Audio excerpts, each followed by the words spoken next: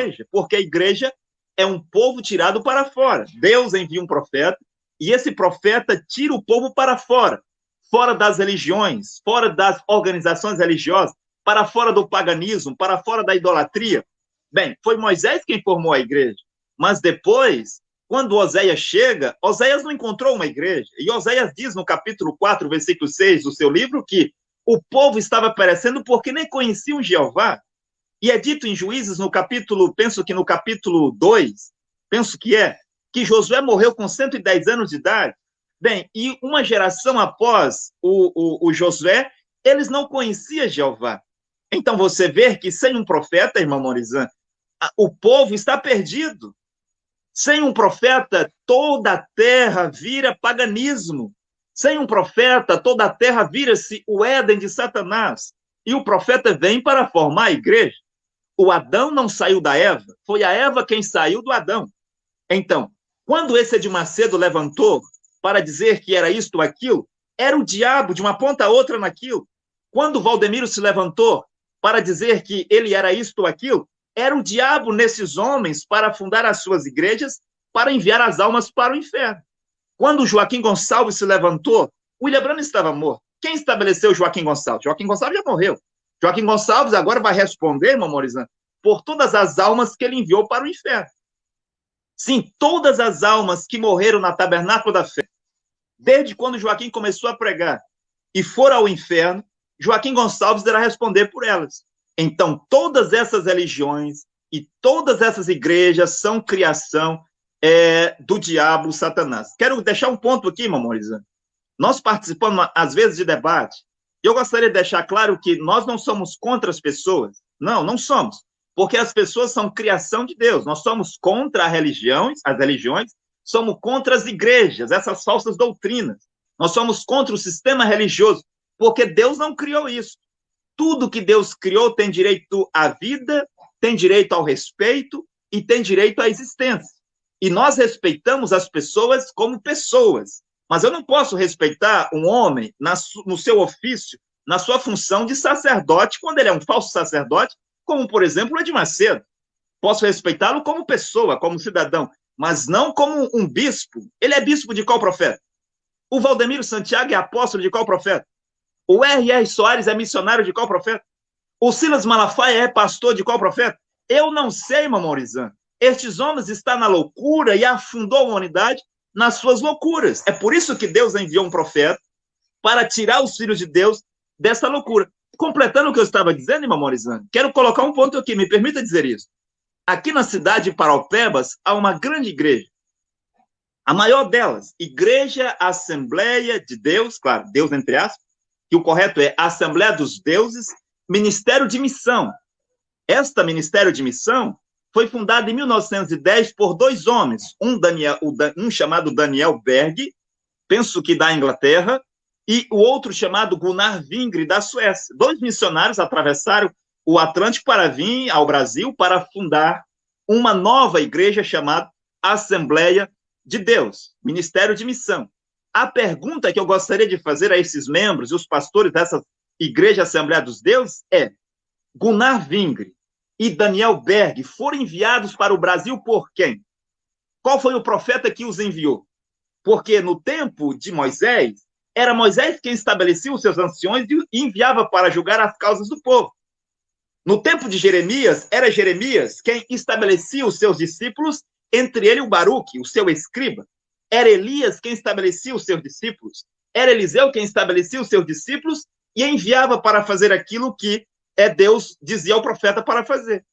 Foi João Batista quem estabelecia e enviava os seus apóstolos como Apolo. Foi Jesus quem estabeleceu e enviou os seus apóstolos. Foi Paulo quem estabeleceu e enviou os seus apóstolos. Foi o Lutero quem estabeleceu e enviou os seus apóstolos, como Filipe Melâncto. Mas este Gunnar Vingre e Daniel Berg, quem os estabeleceu? Quem os enviou para o Brasil? Esta é a pergunta que eles deveriam responder.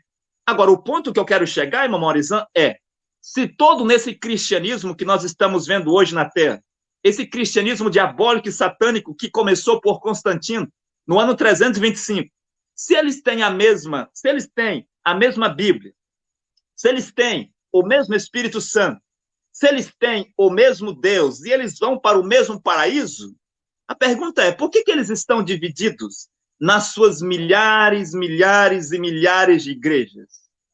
Por que os pastores de uma igreja Assembleia dos Deus do certo não podem ser pastor na igreja Assembleia dos Deus de missão? Ora, não é a mesma Bíblia? Não é o mesmo Espírito Santo?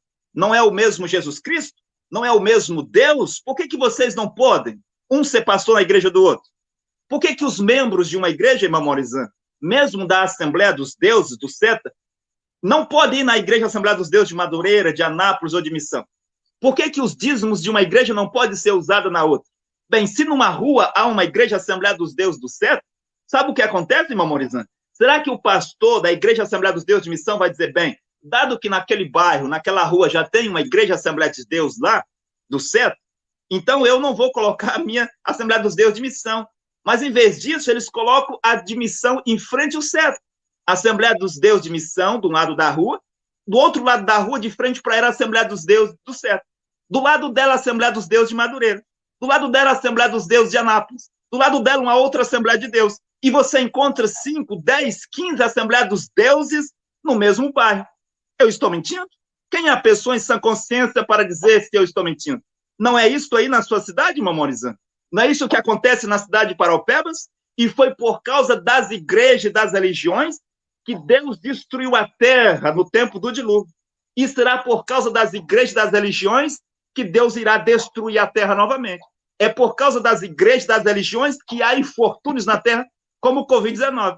Se as pessoas acham que eu estou exagerando, irmã Morizan, quero mostrar um vídeo do maior líder evangélico na cidade de Paraupebas, onde eu vivo. Vamos ver.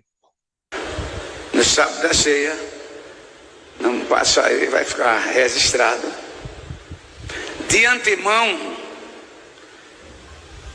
se você tem compromisso, faça até sábado. A partir de sábado, nenhum membro desta igreja vai pregar em nenhuma outra igreja evangélica. Estão proibidas e proibidos também. Você tem púlpito, você tem 115 congregações. Quer pregar? Pregue aqui. Pastores foram pregar fora, não tem problema, eu desligo do rol de membro. Solto. Se você tem casa, cuide da sua casa. Estou avisando. Você recebeu conjunto da mesma maneira. Quer cantar? Cante aqui. Aqui é que Jesus lhe chamou.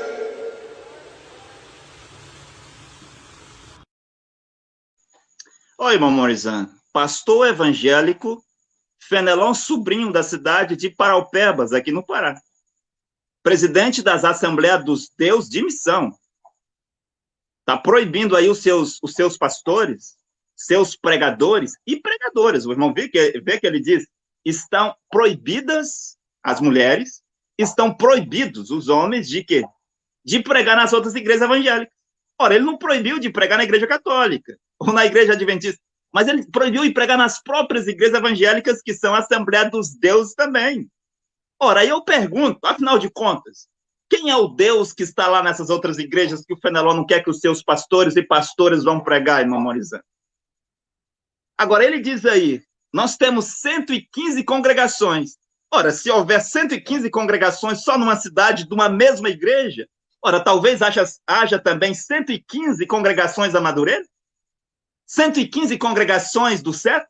115 congregações de Anápolis? 115 de mais centenas de outras igrejas Assembleia dos Deuses em Paraupebas? Como que isso é possível? Como que Deus pode estar nessa confusão? Aproveito para dizer, irmão Morizan, que esse senhor, chamado Fenelon Sobrinho de Paraupebas, não é um verdadeiro pastor.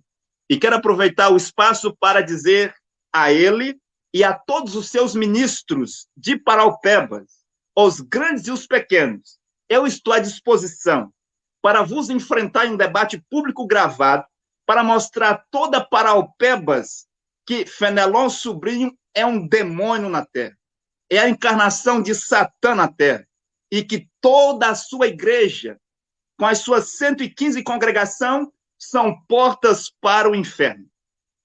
Se tem alguém que não concorda com o que eu estou falando, tudo bem, você pode entrar em contato comigo nesse telefone, e nós marcaremos um debate. Vou provar que Fenelon Sobrinho é um ladrão na colheita de Deus, é um voluntário na colheita de Deus, que os seus ministros são ladrões na colheita de Deus, homens que vivem mendigando na porta dos políticos, pedindo favores aos políticos, que são membros de uma igreja fundada por Daniel Berg e Gunnar Vingres, que não eram homens enviados de Deus para o Brasil, nem profetas eles tinham. Quando eles estavam aqui no Brasil, o William Branham tinha 1 ano de idade, o profeta de Deus, William Branham, tinha 1 ano de idade, irmão Maurício. Gunnar Vingre e Daniel Berg chegaram no Brasil em 1910. O profeta de Deus daquela geração, William Branham, era uma criança de 1 ano de idade.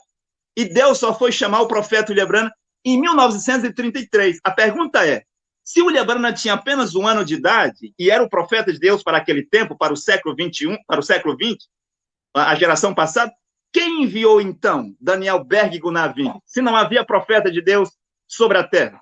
Se tinha, queremos saber quem é.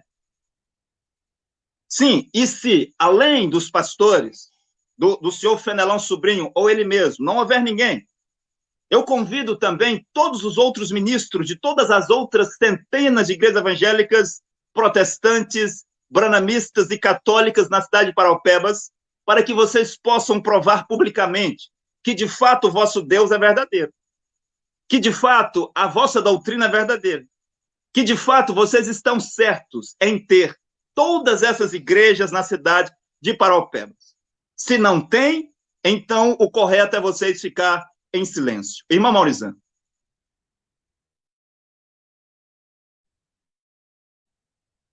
Acredito que ficou bem explicado. Ficou bem explicado o que o meu irmão disse, né? O irmão já disse na primeira pergunta que Deus visita a humanidade através de um profeta. E que esse profeta, ele não vem fundar uma nova religião. Pelo contrário, ele vem tirar as pessoas das religiões, porque as religiões não é de Deus. Deus não envia um profeta para fundar religiões.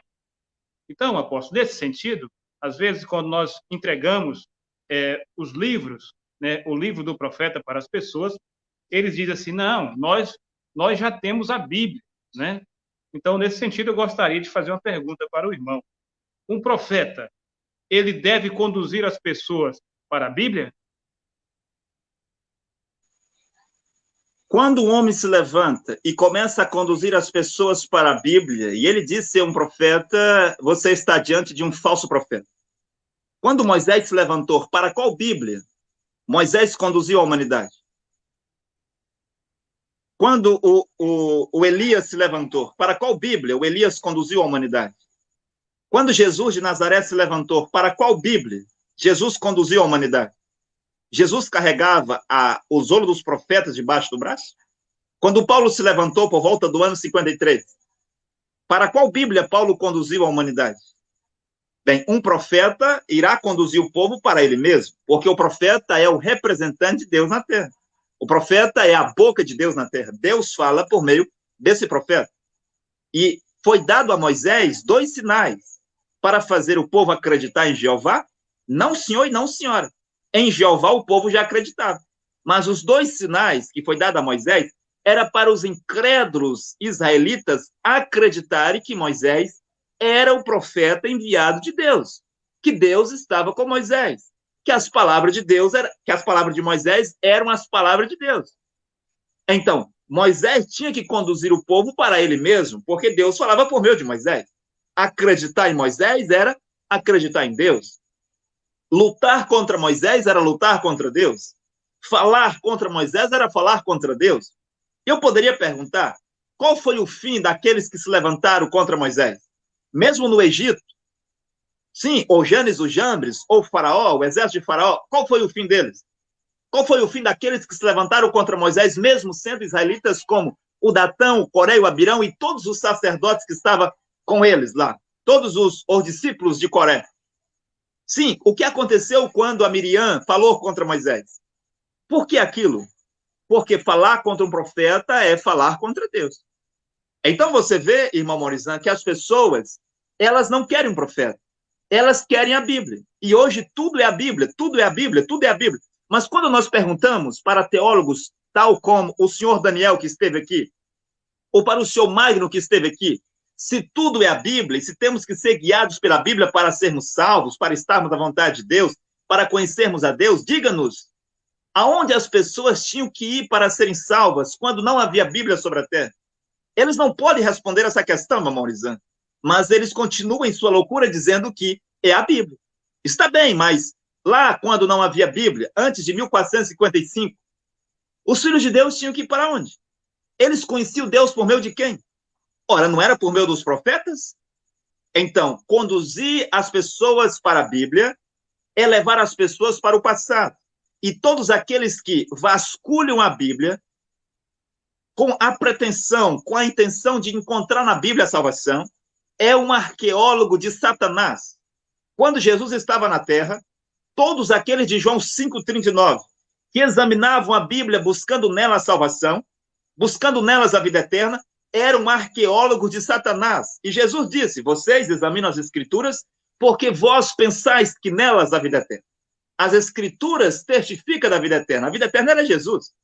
Todos aqueles no tempo de Paulo que rejeitavam Paulo para ir vasculhar a Bíblia em busca de salvação eram arqueólogos de Satanás, porque a salvação de Deus naquele tempo era Paulo ele mesmo, de acordo com Atos 13, 47.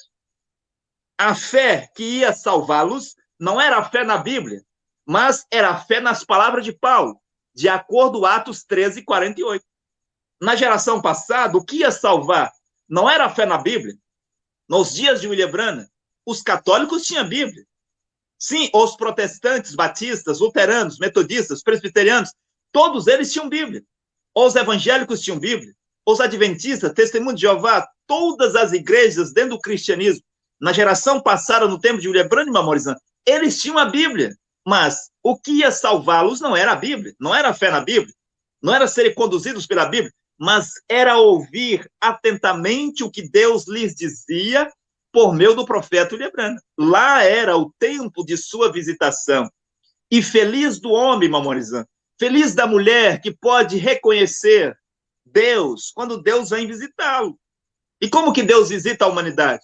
Olha, Deus visita por meio de um profeta. Adão era um profeta. Jesus de Nazaré, que era Deus, o próprio Deus em plenitude, era um profeta.